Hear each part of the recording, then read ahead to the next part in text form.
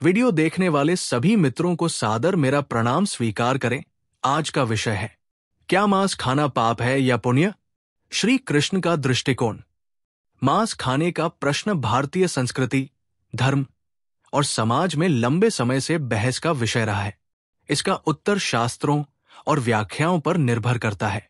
श्री कृष्ण ने इस पर सीधे कोई आदेश नहीं दिया, लेकिन उनके द्वारा बताए गए जीवन के सिद्धांत और भगवद गीता के उपदेश इस प्रश्न का उत्तर देने में मदद कर सकते हैं। धार्मिक और नैतिक दृष्टिकोण। सनातन धर्म में मांसाहार का मुद्दा अहिंसा के सिद्धांत से जुड़ा हुआ है। अहिंसा का अर्थ है किसी भी प्राणी को शारीरिक, मानसिक या भावनात्मक कष्ट न पहुंचाना।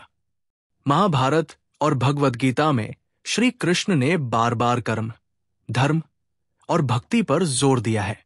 उन्होंने ये बताया कि सही कर्म वह है जो दूसरों के कल्याण के लिए हो और जिसमें किसी का अनावश्यक नुकसान न हो। भगवद गीता में श्री कृष्ण ने सात्विक आहार का उल्लेख किया है। सात्विक आहार वो होता है जो मन और शरीर को शुद्ध करता है और आध्यात्मिक उन्नति में सहायक होता है। इसमें फल, सब्जियां, अनाज और दुग्ध उत्पाद शामिल होते हैं।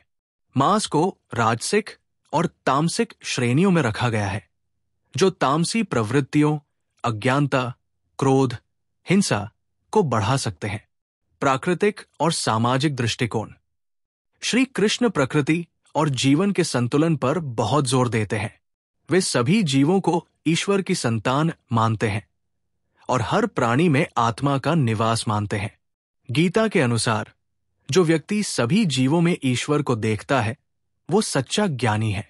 मांस खाने से जुड़े सामाजिक प्रभावों पर भी विचार करना आवश्यक है। वैदिक काल में भोजन का चयन भौगोलिक और सांस्कृतिक परिस्थितियों पर निर्भर करता था। कुछ क्षेत्रों में शाकाहार को प्राथमिकता दी गई, जबकि कुछ स्थानों पर मांसाहार स्वाभाविक रूप से अपनाया गया। श्री कृष्ण का दृष्टिकोण। श्री कृष्ण ने ये कभी नहीं कहा कि मांस खाना पाप है या पुण्य। उन्होंने गीता में ये स्पष्ट किया कि आचरण और मनस्थिति किसी व्यक्ति के कर्मों का निर्धारण करती है।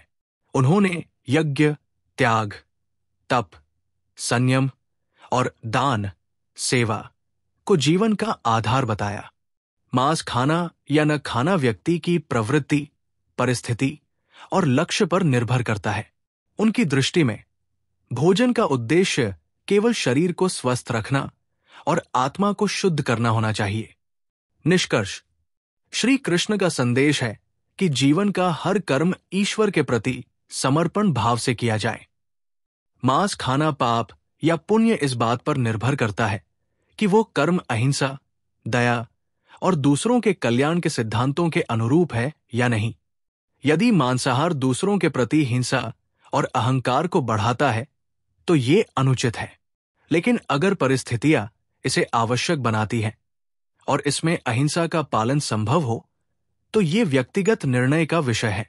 अतः गीता के सिद्धांतों के अनुसार भोजन का चुनाव व्यक्ति की आध्यात्मिक प्रगति, कर्म और दया पर आधारित होना चाहिए।